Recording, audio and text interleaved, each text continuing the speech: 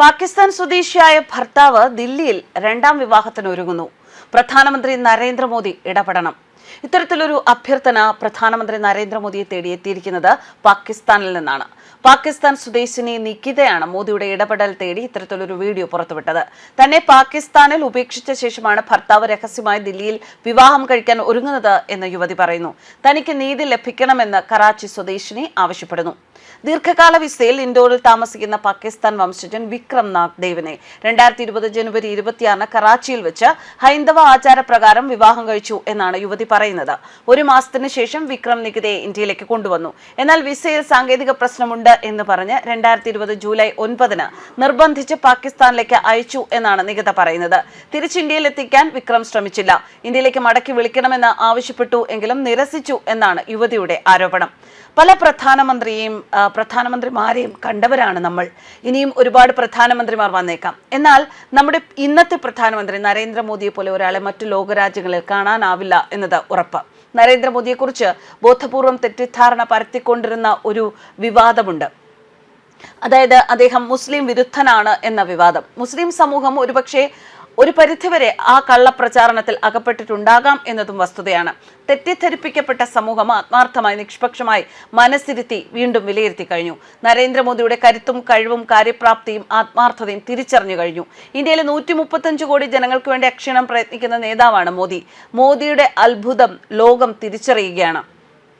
മോദിയുടെ മഹത്വം കാഴ്ചപ്പാട് ഇത് ഇന്ത്യ മാത്രമല്ല ലോകമാകെ മനസ്സിലാക്കി കഴിഞ്ഞു. ഇതിവിടെ പറയാൻ കാരണം പാകിസ്ഥാനിൽ നിന്ന് പോലും ഒരു യുവതി നരേന്ദ്രമോദി വിചാരിച്ചാൽ തന്റെ ജീവിതത്തെ തിരിച്ചുപിടിക്കാൻ സാധിക്കുമെന്ന് വിശ്വസിക്കുമ്പോൾ നരേന്ദ്രമോദി എന്ന നേതാവിന്റെ ലോകത്തുള്ള ആ ഒരു പ്രാധാന്യമാണ് നാം മനസ്സിലാക്കേണ്ടത്.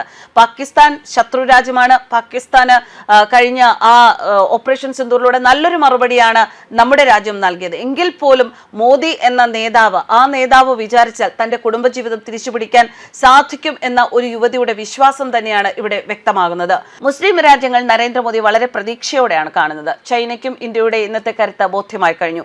വലിയ സൈനിക ബലവും ആയുധ സംഭരണവും ഒക്കെ ഉണ്ടായിട്ടും ചൈന പത്തിമടക്കുന്നത് നരേന്ദ്രമോദിയുടെ കേന്ദ്ര സർക്കാരിന്റെ കർമ്മശേഷി തിരിച്ചറിയുന്നത് കൊണ്ടാണ്. മുമ്പെങ്ങുമില്ലാത്ത ഭരണ മികവാണ് രാജ്യത്ത് ഇന്ന് പ്രകടമാകുന്നത്. പാവപ്പെട്ടവരെയും ഗ്രാമങ്ങളെയും മുന്നിൽ കണ്ട് ആവിഷ്കരിക്കുന്ന പദ്ധതികൾ നിരവധിയാണ്. ഇങ്ങനെയൊരു ലോക നേതാവിനെ ലഭിച്ച നമ്മൾ ഭാഗ്യവാന്മാരാണ്. ആരെങ്കിലും പറയുന്നത് അപ്പടി വിശ്വസിച്ച് പെരുമാറുന്നതിന് പകരം മനസ്സിരുത്തി വിലയിരുത്തിയാൽ മോദി വിരുദ്ധർക്കൊക്കെ നരേന്ദ്രമോദിയോടൊപ്പമേ നിൽക്കാൻ സാധിക്കൂ. കണ്ണും കാതും തുറന്ന് മനസ്സിലാക്കാൻ ശ്രമിക്കുന്നവർ തിരിച്ചറിയും നമ്മുടെ ഏത് തരത്തിലാണ് നമ്മുടെ രക്ഷകർത്താവായ മോദി പ്രവർത്തിക്കുന്നത് എന്ന്. മോദിയുടെ യോഗിയുടെ പേര് കല്യാണം കഴിച്ച ഭാര്യ പറഞ്ഞാൽ ചിലർക്കൊക്കെ അത് ഹറാമാണ്. കേട്ട് കളയാൻ പറ്റില്ല. ഭാര്യയ്ക്ക് 2 കൊടുത്തേ അടങ്ങൂ എന്നാണ് പലരും ചിന്തിക്കുന്നത്. ഒരു 1.5 വർഷം മുൻപ് നടന്ന ഒരു സംഭവം ഇവിടെ പറയാം. മോദിയെയും യോഗിയെയും പ്രശംസിച്ചതിന് ഭാര്യയുടെ മുഖത്ത് ചൂടുകറി ഒഴിച്ച് മുത്തലാഖ് ചൊല്ലിയ ഒരു ഭർത്താവ് അയോധ്യയിലായിരുന്നു ഈ സംഭവം ഉണ്ടായത്. ബഹ്റച്ച് സ്വദേശിയായ യുവതി അയോധ്യയിൽ നിന്നുള്ള അർഷാദിനെയാണ് വിവാഹം കഴിച്ചത്. വിവാഹശേഷം അയോധ്യയിലെത്തിയ യുവതി പ്രദേശത്തെ വികസനം കണ്ടാണ് മുഖ്യമന്ത്രി യോഗിയും പ്രധാനമന്ത്രി മോദിയും ഒക്കെ പ്രശംസിച്ചത്. ഇത് ഭർത്താവിനെ പ്രകോപിപ്പിച്ചു. ചൂട് പരിപ്പ് കറി യുവതിയുടെ മുഖത്ത് ഒഴിക്കുകയും തുടർന്ന് മുത്തലാഖ് ചൊല്ലി വിവാഹമോചനം നടത്തുകയുമായിരുന്നു.